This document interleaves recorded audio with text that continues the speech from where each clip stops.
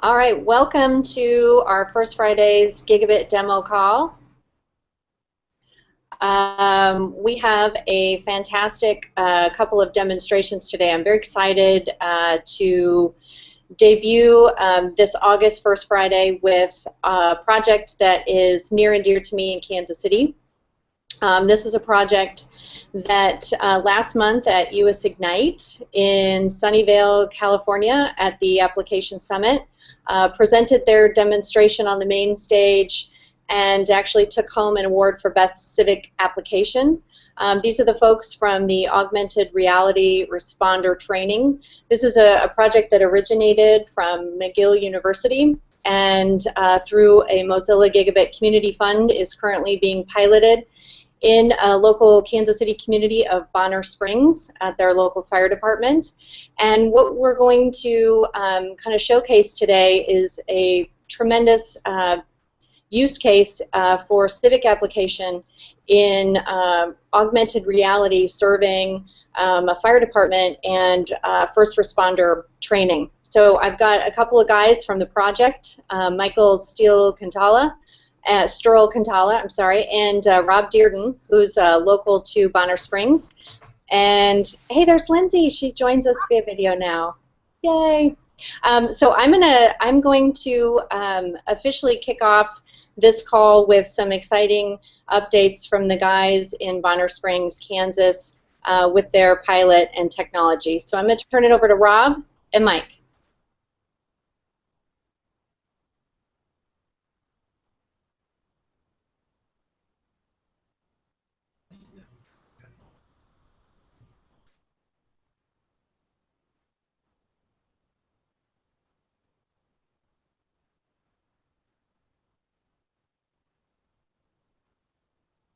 All right. We're having a little bit of being a city department, we're still a little short on bandwidth with where we're set up today, so we missed the end of that from you, Carrie. So if we're a little behind, we apologize. My name is Rob Dearden. I am with the Bonner Springs Fire Department.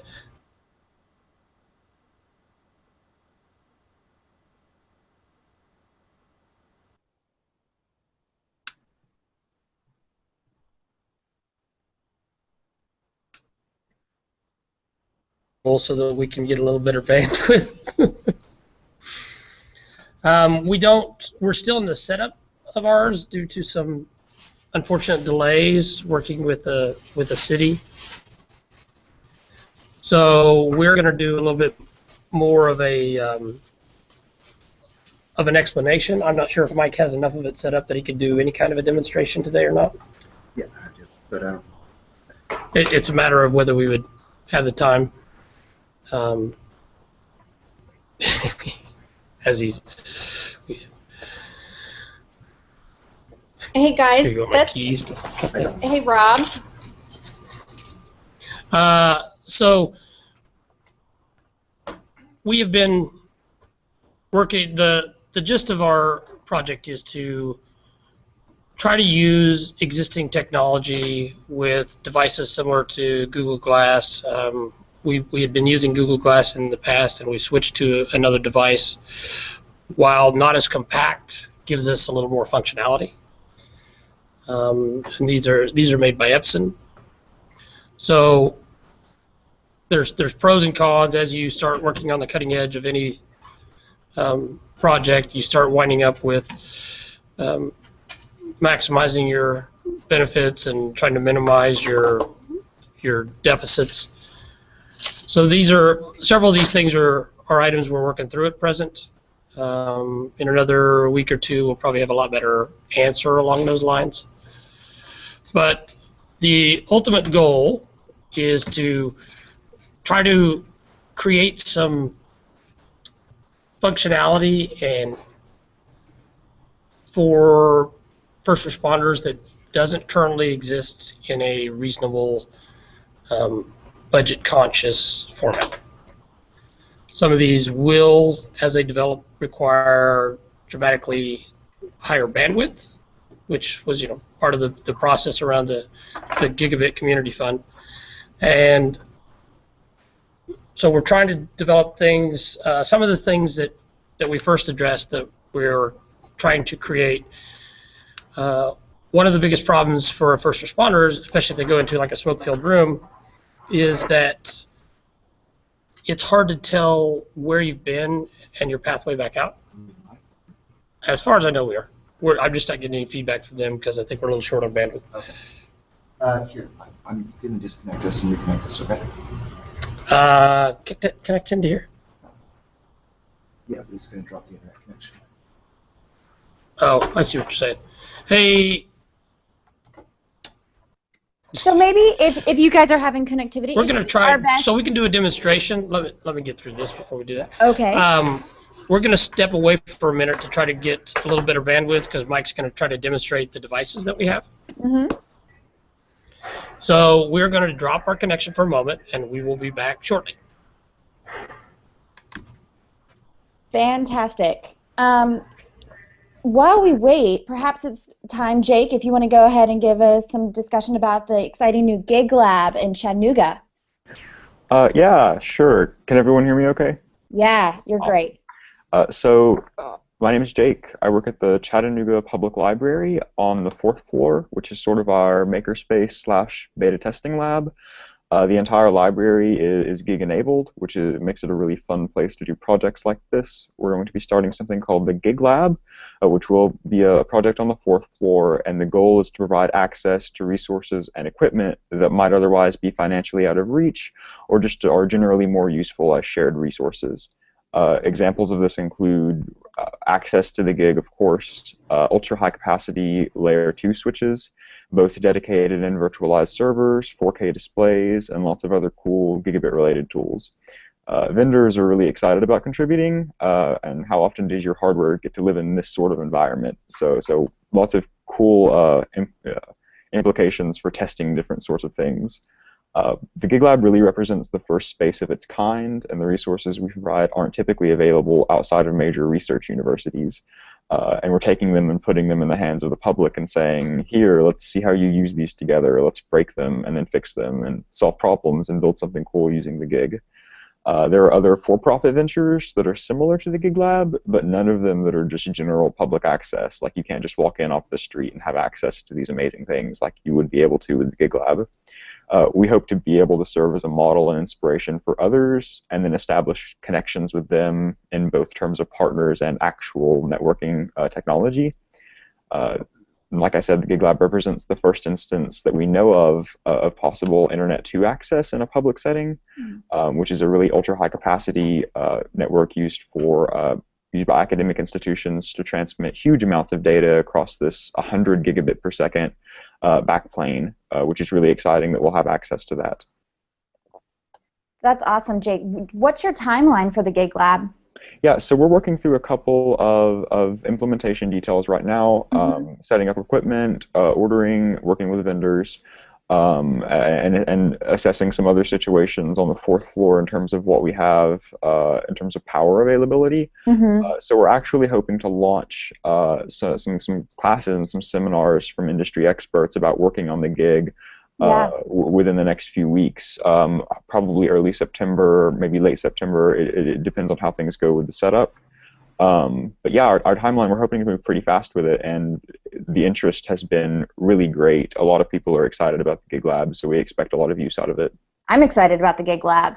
How are you sharing out what's happening on the 4th floor there with the Gig Lab? So we are trying to work as open as we possibly can. Our task management board called Trello, it allows people and us, we use it as a team and as our central place for communicating what we're working on and what needs to be done, what we have done, details that we need to know. We all work through Trello to talk about what's going on, and that board is actually publicly viewable. So That's awesome. Every little detail that we are working on, will work on, or even thinking about is on Trello and is publicly viewable. If someone has input, they can get in touch with us. If anyone has questions, they're welcome to do that as well. We're also going to be running a Jekyll blog out of GitHub, so all of our progress will be documented there. We'll blog often and try to be as informative as possible. That's awesome. Jake, could you put the link to the Trello board on the event page for today so that people can see that? Yeah, 100%. Sure. That's so awesome. How can Chandragans get involved? Yeah, so something that we would really like to know about, it's difficult for us to come up with like maybe seminars that people want to hear about if we don't know uh, if we don't know what people want to learn, because it's sort of presumptuous of us to say, oh, well, this we should teach networking 101 or we should teach gigabit hardware. While both of those are really great things and probably will be taught, it would be great if we could get feedback from the community about what they would like to learn and what we can help them learn. That's awesome. So Jake will post all of those mediums so you can get in touch and tell them what you want to learn. Yes. That's really fantastic. And I'm sure you'll be back to give us an update when it gets going. Absolutely. Awesome. Thank you so much, Jake. No problem. Carrie, I'm going to send it back to you. Sure. Jake, I have a couple questions for you. I love this concept, and it's something that I think a lot of gigabit communities are interested in. There seems to be, this groundswell of support for allowing these innovation spaces to rise within the communities. I'm curious. So you talked a little bit about the educational componentry of teaching the gig, wondering where the gaps are in the knowledge that people want to learn. What kinds of people are you reaching out to, or that you feel like would be served in that educational capacity? Is it entrepreneurs? Is it other developers? Is it young people? Who do you feel is the strongest capture for learning these kinds of technologies and infrastructure? Our target audience is actually sort of ambiguous. It's just genuinely anyone who is interested. That could be just the general public, entrepreneurs, developers. It is sort of irrelevant. If you're interested in learning about the gig, then we are the place to do that. We'll definitely have classes that are tailored to a specific group. For example, like a more technical class would clearly be tailored to a developer, whereas general gigabit infrastructure, gigabit networking in general might be tailored to just the general public. We try to make things as accessible as possible, though. Cool. Okay, so one other question I have is about the sustainability of the model. So this is a gigabit community fund project for the next 12 weeks. What's the sustainability of it moving beyond there? Or maybe you don't know yet, but I'd love to hear your thoughts on that. Yeah, that was definitely, we asked ourselves that question early on. We are really excited about potential sponsors and having vendors contribute hardware. The community in general is excited about GigLab. People seem to be really on board with the idea. That is not exclusive of sponsors. So as we move forward, we represent a really interesting space for vendors to put their hardware in at no cost to us to have their hardware in this kind of environment, which is a rare opportunity. There's not much precedent for having that powerful of hardware in this sort of setting. So moving forward, we hope to just be sort of the community's project. If there's something that you want, we'll try to help you get it. If there's something that we can help you with, then we'll help you do it. Well, I'm anxious to follow along with your progress, because I think you do lay some groundwork and some modeling for other communities to launch these types of initiatives. So we'd love to circle back with you at the close of your project to see how things went, what programs you were teaching, what the general response was. I think there will be a lot of interest in that moving forward. So Absolutely. very excited to watch it. Great, thank you. Okay, I apologize for the sort of crazy start to the augmented reality folks demonstration. They have a technology platform that's highly demonstrable when you're in a setting to actually watch them use the devices that they actually achieve the augmented reality. We're having some challenges in how best to display that in this sort of hangout environment, but I'm going to give them a second pass at showcasing their project, because I think they are ready for us. So Mike and Rob, do you want to give this a second go? Yes, we just switched to Ethernet, so we'll try that again. We are on a little bit of we're running through a city's bandwidth, so it does limit some of our access. So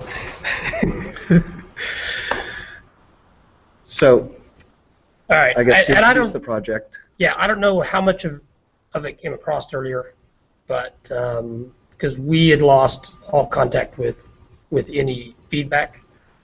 So basically, once again, my name is Rob Dearden. I'm with Bonner Springs Fire Department. I started working with McGill University several months ago when I had seen their product at what was it, It was at the Kansas City Hackathon, actually. and so we moved forward and presented this. We've had some hiccups along the way that have delayed our development, and so we're still a little early in the development, and that's why, as Carrie said, we apologize for the start to this. In another week or two, we'd have a lot better presentation. But Mike is going to run us through some of the stuff that he's developed and try to give a demonstration of some of the early on functionality that we have, and we have lots of plans for the future, which, based on the other presentation, we'll probably get questions about that at the end. Okay, so hi, I'm Michael Sterl-Cantala. I'm from McGill University, and as Rob said, we're working with the Bonner Springs Fire Department in the Kansas City area. So our project is augmented reality training tools for first responders. So this project originally came out of the Kansas City Hackathon. That would have been November last November. Since then, there's been a lot of changes. What we hope to do is we hope to improve the training abilities of first responders by, first of all, providing them an augmented reality perspective so that when, for example, they're training in zero visibility conditions, they do have a point of reference. They can see where they've been and where they need to go. On top of that, we also use the device to record where they've been and record what they've seen, so then in the debriefing stage, the trainer can take a look and walk them through exactly what they did right, what they did wrong, where there's room for improvement. Originally, we were using Google Glass, and there's been a recent change in technology. We've switched to the Epson BT200s. We just find it's more suitable to our sort of use. I can show you quickly right now. These are what they look like. So it's a slightly different device. It's much more robust. It's got a larger display. It's got a dual eye display, that sort of thing. We've also been exploring indoor positioning, which is I don't know if you know, but is a huge topic. We have resolved that by using a camera with color tracking, which I'm going to try to give a really short demo right now of. It's not under ideal lighting conditions, but I can show you what I have. So let me try to do screen sharing here. There you go.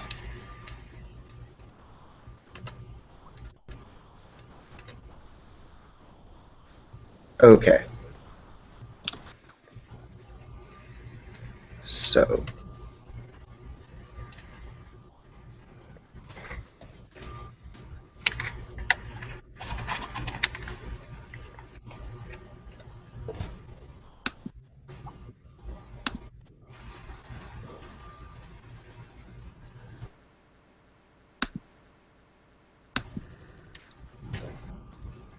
what we have here is where we can see in the top left, that's a wide-angle overhead camera that we are using.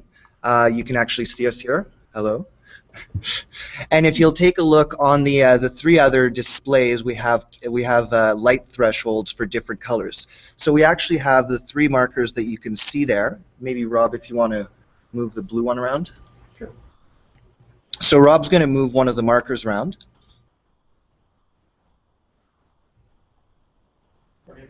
That's good. So as we can see there, we're tracking the position, and we're then translating that into the position of each responder, and so we can then know exactly where they are and use that to power their display.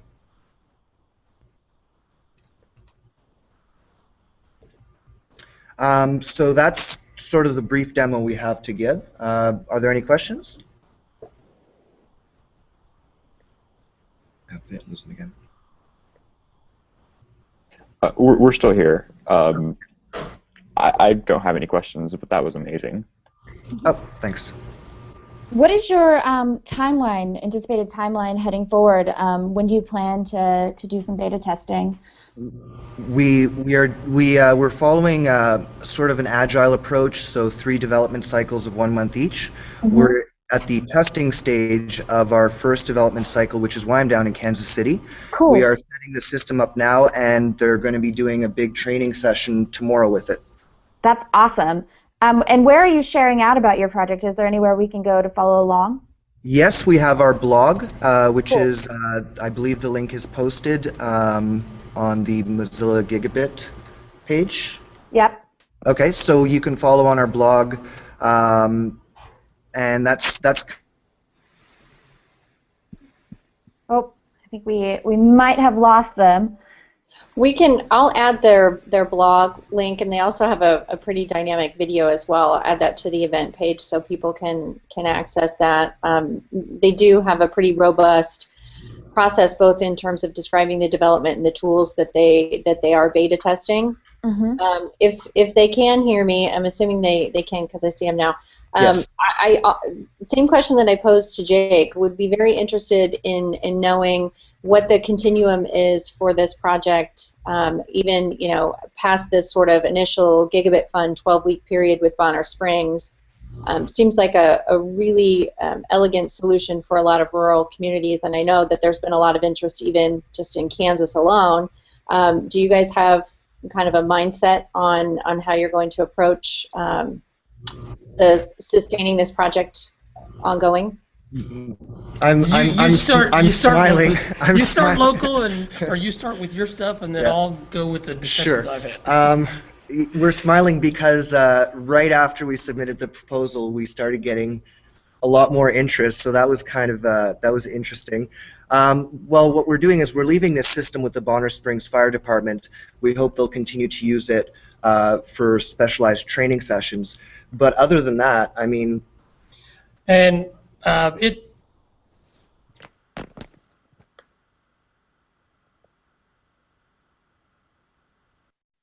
think they froze again. Uh-oh. Well, I will go ahead and wrap us up then, and today will be a short call. and so it's been, go ahead, guys.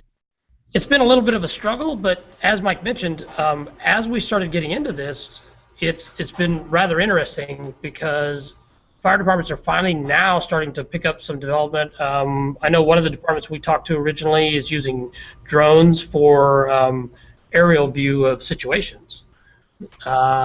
So we actually ran across another fire department that doesn't have as much technology, and I think they were starting to lose some of their firefighters because the younger group wants technology. So you run into this scenario of the older group has been doing it a certain way for a long time, and the younger group is all about smartphones and whatnot. So melding the two, and so we're kind of catching it with a couple of departments at the right time where they're like, look, we want to do anything we can with technology because we see that as the future, and that's what keeps younger firefighters interested. So we have a lot of development. We're starting to get a lot of feedback.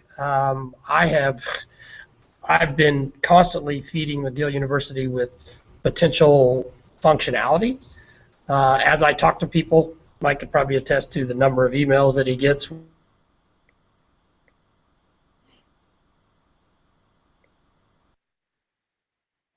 Oh man, so I'm going to go ahead and mute them and wrap up because I know they're having some connectivity issues. Carrie Keefe, anything to add and upcoming in Kansas City that folks need to know about? I would love to share, Lindsay, both the Gig Tank demos and the Gigabit City Summit that took place in Kansas City as resources for this group, so that we'll drop those links in so that you can kind of see some of the Gigabit style events that are highly immersive and taking place in some of these local communities. That's fantastic. And also I will drop into the event page a link to our event WebMaker events portal. There are lots and lots of awesome Maker Party events coming up during Mozilla's Maker Party campaign, which is our international effort to share some web literacy skills in a really fun, hands-on way. We are doing an awesome Maker Party this Saturday at the Chattanooga Public Library. Jake will be there.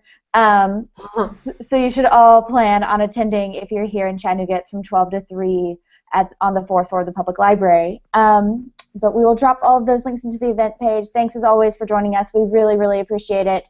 And we'll be back on the first Friday of next month. Thanks, guys. Thank you.